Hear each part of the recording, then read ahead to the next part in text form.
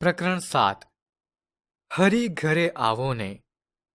વિદ્યાર્થી મિત્રો, આ કાવ્યમાં કવિ પોતાના ઘરમાં મહેમાનોના વિશિષ્ટ સ્વાગત અને તેના પરંપરાગત ભાવોને સુંદર રીતે વ્યક્ત કરે છે. કવિ તેમના મહેમાનને મનોહર રીતે ઘરે આવવા આમંત્રિત કરે છે અને તેમના આગમન માટે સજાવટ અને તૈયારીઓ કરે છે. તેનું વર્ણન અહીં કરવામાં આવ્યું છે. તો ચાલો કવિતા દ્વારા તેને સમજીએ.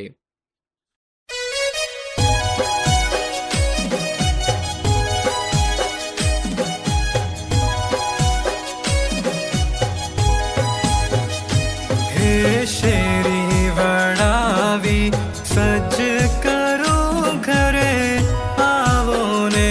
હે શેરી વડાવી સજ કરો ઘરે આવો ને.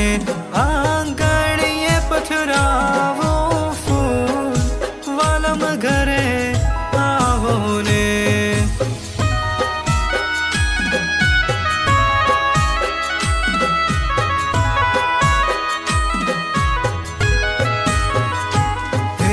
ઉતારા દેશું ઓરડા રે ઘરે આવો ને. દેશું દેશું મેળીના મોલ મારે ઘરે આવો ને. હે દાતણ દેશું દાડમી રે ઘરે આવો ને. દેશું દેશું કણેરી કામ મારે ઘરે આવો ને.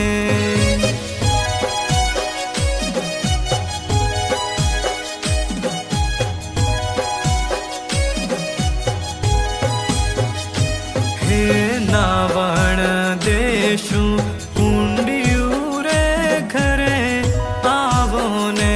દેશું દેશું જમનાજી નાની મારે ઘરે આવો ને. હે ભોજન દેશું લાપસી રે ઘરે આવો ને. દેશું દેશું સાકરીઓ કંસાર મારે ઘરે આવો ને.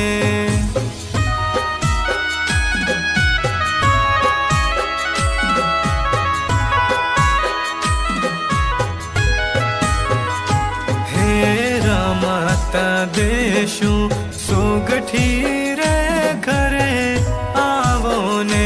દેશું દેશું પાસાની જોડ મારે ઘરે આવો ને.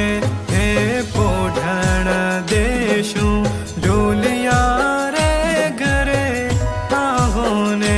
દેશું દેશું હિંડોળા ખાક મારે ઘરે આવો ને.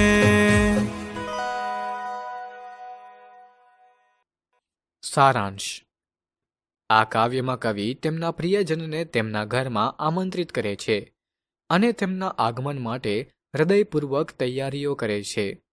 કવિ તેમના મનની ભાવનાઓ અને મહેમાનના આગમન માટેના ઉત્સાહને વ્યક્ત કરે છે. કવિ ઘર અને આસપાસના વિસ્તારોને શણગારીને મહેમાન માટે ઉત્સાહભેર તૈયારી કરે છે. કવિ શેરીને શણગારીને આંગણામાં ફૂલો પથરાવીને તેમના પ્રિયજનને આવકારવા તૈયાર છે.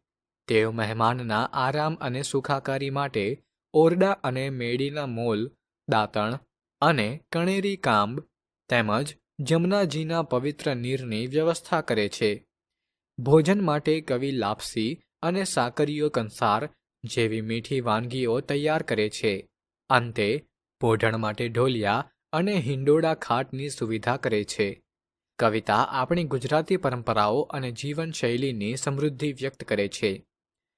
આ કાવ્યમાં કવિએ ગુજરાતી સંસ્કૃતિ અને પરંપરાઓનો મહિમા દર્શાવ્યો છે, જે મહેમાન સન્માનનો એક મહત્વપૂર્ણ ભાગ છે. આ કાવ્યમાં પ્રગટ થતી ભાવનાઓ મહેમાન માટેના ઉલ્લાસ અને સત્કારની અનુભૂતિ કરાવે છે.